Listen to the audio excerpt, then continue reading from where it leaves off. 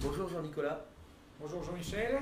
Merci de me recevoir pour cette interview. On est à Paris.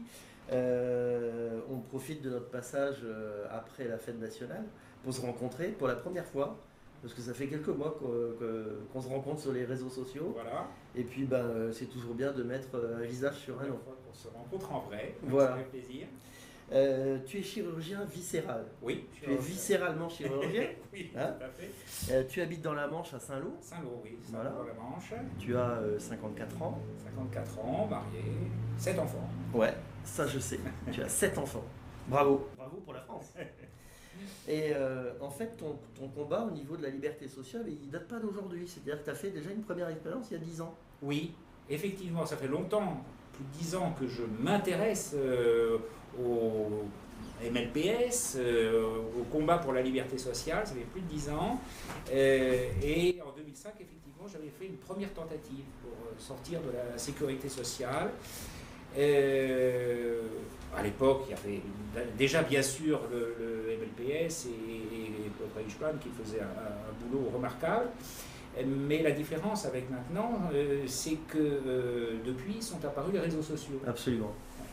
Et que Facebook, Twitter, etc., ça permet de communiquer entre nous. Ouais. Hein, et psychologiquement, c'est un atout considérable parce que ça nous permet de communiquer, de se soutenir le moral. C'est-à-dire que ta première expérience il y a 10 ans, oui, elle tourné court assez rapidement, voilà. Et aujourd'hui, à cause des pressions et des menaces que j'ai subies. Alors, ça m'intéresse. Explique-moi ce que ça veut dire. Il y a eu de réelles pressions, des menaces y compris par des coups de fil anonymes, etc. Enfin, ça a été très très dur. Conseil de l'ordre ? Et j'ai... Non, je n'ai non. pas eu de problème avec le Conseil de l'ordre. D'accord. Et donc j'ai fini, j'avoue, je n'ai pas eu le courage comme certains. Hein, je ne te torture pas. Si, j'avoue que je n'ai pas eu le courage, comme certains, de persister à l'époque et que j'ai repris ça depuis 2 ans et demi, depuis 2013, grâce effectivement aux réseaux sociaux qui permettent, je le redis, psychologiquement de se soutenir entre nous. Et puis de ne pas se sentir seul. Et de ne pas se sentir seul. Bon. Donc en fait, 2 ans et demi de liberté. Oui. Qu'est-ce que ça t'a apporté intellectuellement et pourquoi pas financièrement? C'est à toi Alors, financièrement, bien sûr que le différentiel est évidemment important, c'est certain.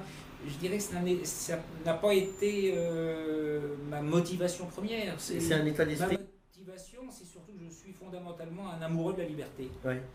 Et que toute atteinte à la liberté me révolte profondément. D'accord. Et c'est vraiment cet attachement à la liberté et puis l'amour aussi du droit, parce que ce qui me révolte également, c'est de voir à quel point tous les organismes sociaux français fonctionnent sur des bases juridiques qui sont totalement illégales. Oui, puis qui foulent du pied quand ça les arrange. Voilà, exactement. Ça m'amène à ma prochaine question. Quand tu écris, en général, tu écris très très bien et tu apportes au mouvement un aspect juridique non négligeable. C'est indéniable. Ça vient d'où Alors, dans le cadre... C'est en toi, tu as voulu en faire des études Déjà, ça fait longtemps voilà, que les aspects juridiques m'intéressent. Dans le cadre de ma profession, j'ai également fait une formation d'expert, une formation juridique centrée sur mon activité médicale et chirurgicale. D'accord. Ce qui m'a permis tout de même d'avoir également quelques bases juridiques. Hein. Voilà. Et aujourd'hui, elle te sert. Maintenant, ça me sert. Oui. Elle te sert et en plus, tu l'as fait partager. Eh ben, j'essaye, oui. Ouais, c'est bien. Le plus possible. Jean-Nicolas, je vais te demander un dernier mot, celui que tu veux pour encourager les libérés et les futurs libérés, qu'ils soient dans le domaine médical ou autre. Alors je vais te dire deux derniers mots. C'est gratos, c'est les soldes. Le premier, c'est que une autre motivation aussi, c'est on en a eu malheureusement l'exemple encore hier. Oui.